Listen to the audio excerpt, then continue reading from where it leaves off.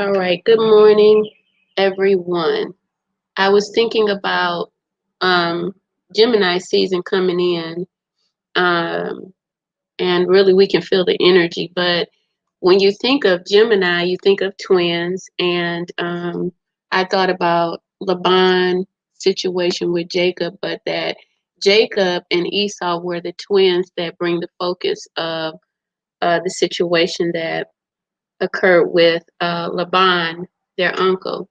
So just a real quick recap of Jacob and Esau. Jacob has always been like a hero in the story, but for me, I saw a deeper situation that was going on, regardless to the fact that we know that he was called and he became someone that led the children of Israel and someone of a focus concerning those that are in Christianity, um, of greatness, and a father of our, the God of Christianity. You pray to the fathers, and the God of Abraham, Isaac, and Jacob. And that's why, you want to look at the focus of what Jacob's experience was, because Jacob was a part of that Trinity in the children of Israel, but also that, it goes over into Christianity. So Jacob's mother assisted him, or I would say coerced him into stealing the birthright. Excuse me, because my sinuses are bothering me, but coercing him in the birthright that belongs to his brother. And so the father prayed, Israel prayed the blessing over Jacob, and he fled to his uncle Laban's farm. Um, and what happened there, as you fast forward, you can go into Genesis, and this here, what I'm talking about, is going to be around 30 and 31.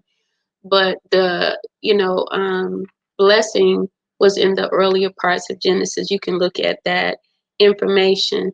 So I want to focus on the fact that Jacob is a part of the prayer when we pray the God of Abraham, Isaac, and Jacob, because these were the names of tribes and tribal leaders that would take us into the influence of faith. Their children would generate more of the faith walk, and also territorial circumstances, which would bring the blessing. So moving on from there, Jacob does flee, as his mother tells him, to his uncle Laban home. And during that time, what happens is that they make a covenant of 7 years. He wants to marry the beautiful Rachel, Jacob.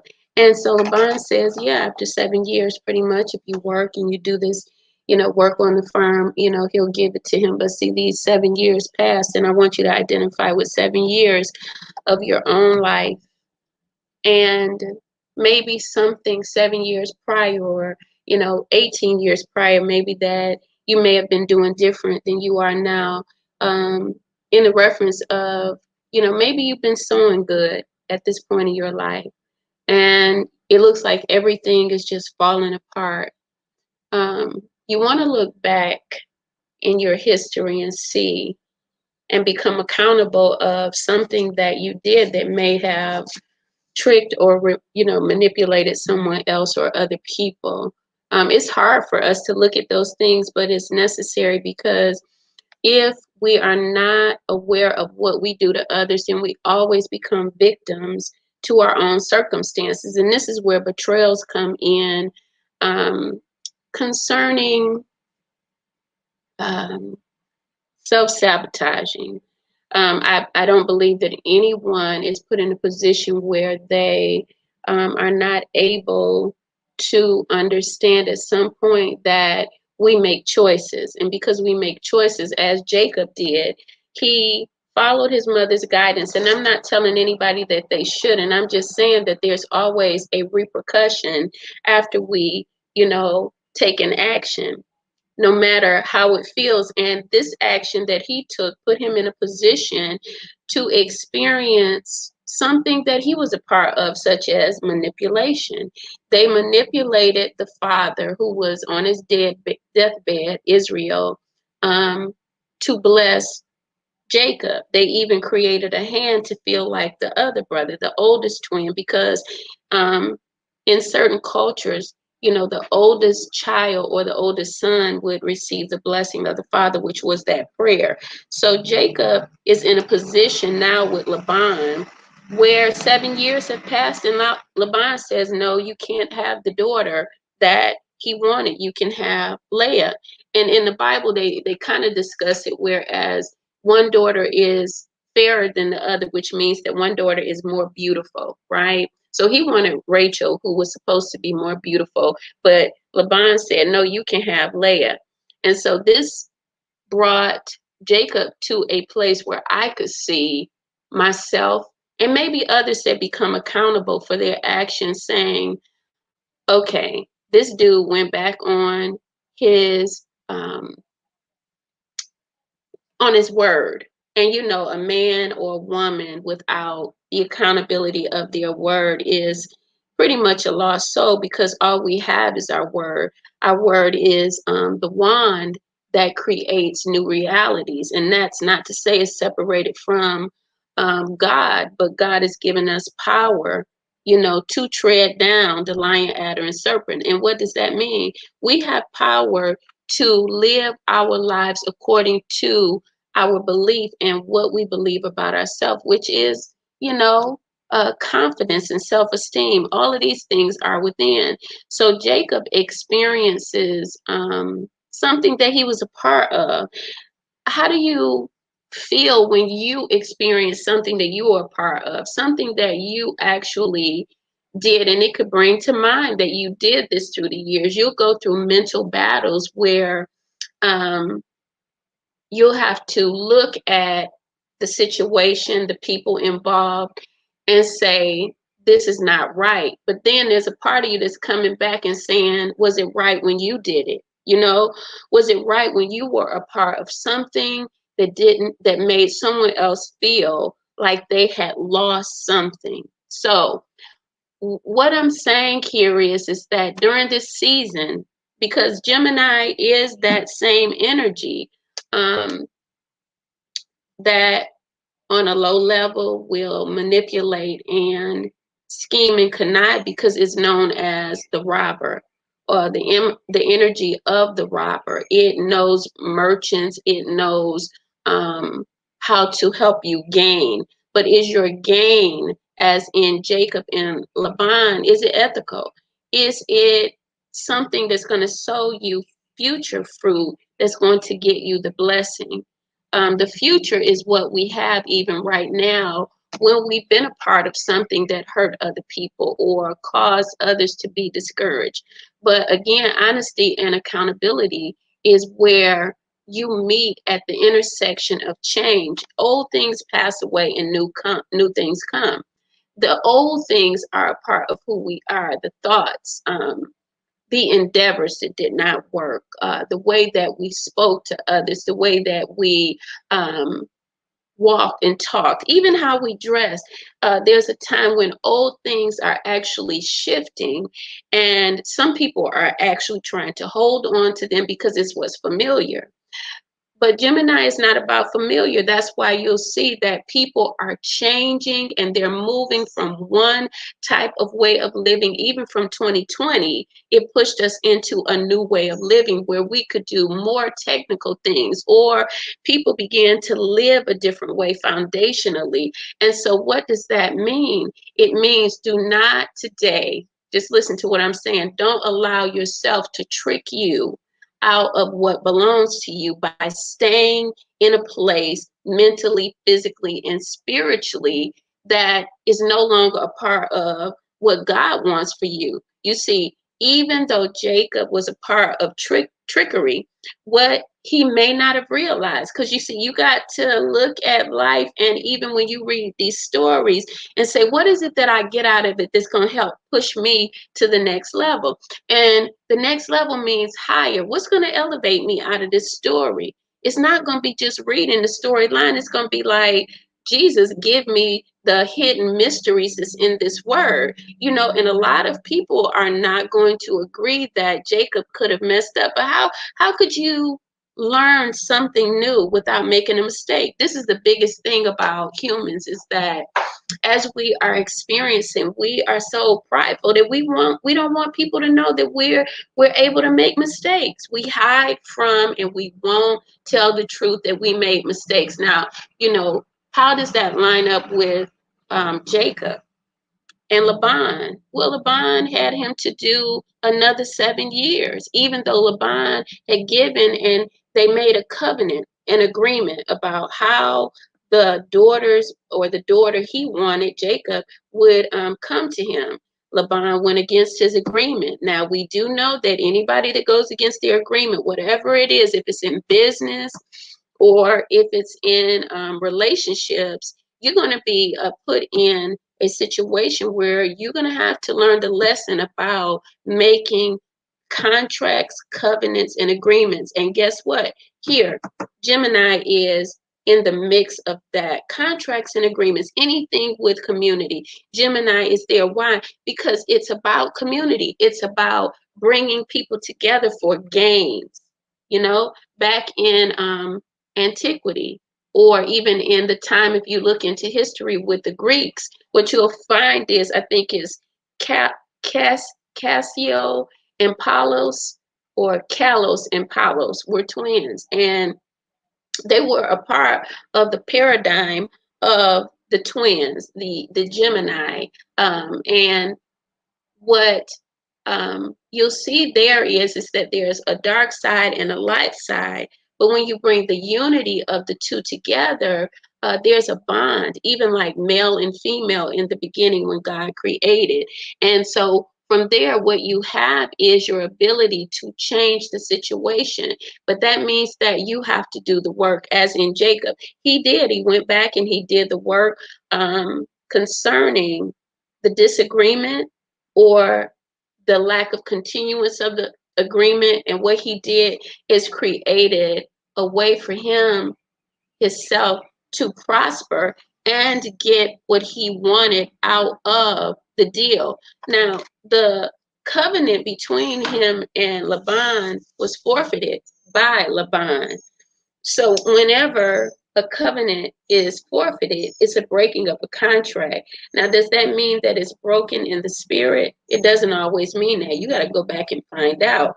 But because the one man broke it, what happened is that the other man took upon himself, Jacob, to go along with the breaking of the contract, and he created a new contract in his mind, which was to take all of Laban's things, rob him. So again, we have this energy of the trickster. Now, what does that mean?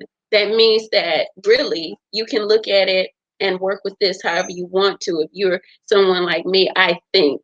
And I feel like if someone breaks a contract, that means that everything is fair game.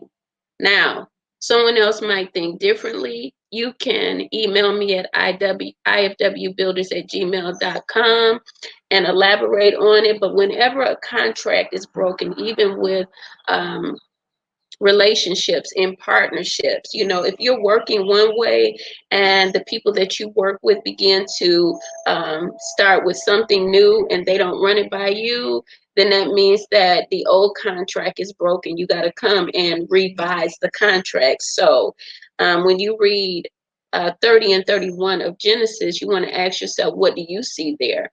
I oftentimes tell people that I work with, I do play the devil's advocate, because I don't want people to tell me how to think. I want to learn how to think on my own.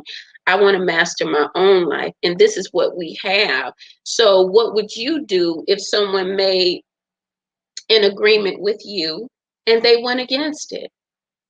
It's not to steal, kill, and rob from them. It's not what I would do. What I would do is definitely look at how I've given my power over to someone else and begin to work at taking it back. And that's a work in itself. So you guys have a wonderful day and be blessed. I just wanted to come on and share any thoughts that you have in relation to this would be great, because it helps us all to think our way into a better life, and also to create elevation for humanity. Because if we don't discuss and bring things to the table that are out of alignment, such as these are family members tricking and manipulating each other, then what we'll have is family members always in that type of energy. And it's okay, you got to call them out. If you're not seeking about your feelings in the past about something that happened, you want to look at what you did to give yourself the ability to be in that situation. And then you want to take yourself out of that situation and begin to teach yourself how to live in a powerful life that does not allow people to dictate and take from you, because that's what this story is all about. I know that it's a lot of people that don't, they don't hit on the place of, uh, I guess, really taking responsibility. Some people don't want to know about spirituality, but I tell you what, I live by it daily. Some of the things that I do and say, people won't even know, because I don't push what I do on others. But I will tell you that, if you're going through controversies and hardships, that your spiritual devotion and your devotion being devoted to you and your change is what's going to make your life better, even at this time, because we're in a time of unsure stability, unsure um, realities, unsure. Every day something is changing. The food, what government is doing and what community leaders are doing. It's always something. And this is another part of the Gemini energy that says, I no longer look to the past of my anger, my hate, or my manipulating ways. What has it done for me? I look to the future and what I can do for myself, because if I change me, like here Jacob did, he said, okay, you broke the covenant. You broke the agreement. Okay, this is what we're going to do. We're going to collaborate and we're going to do something else. And in that collaboration, it's up to every individual, whatever they're going to do, to think about the cause and effect that you're going to get when you take on to do what Jacob did, or to recalibrate what you're doing, because someone went back on their their agreement. I think about times when I didn't have an agreement with myself. That's the number one thing we got to look at. When I didn't have an agreement with myself, I was running to and fro, just like, they call it the devil. But, you got to ask yourself, who is the devil? And who is it in this world that is creating chaos? It's us as people without knowledge, ignorance. When you come to the place where you understand what an agreement is, then you can create a covenant or a contract with others. But until then, you cannot. So, covenant, contracts, you will always lose if you don't know what they're about. If you're in business, and Gemini's energy is about business, it's about, again, mercantile trade, it's about clients, communication, community. Look at communication and community. How many out there are wanting to communicate, but they don't know how to do it? Why? Because you hadn't practiced it. And some people have been locked down in the communication area because of lessons that they had come here to learn. When you learn how to communicate, open your mouth and know that even if someone does not want you to speak, that you are valuable and your words matter. That's when you'll start to see the power that you walk in, because your word is your wand. Your word is your bond.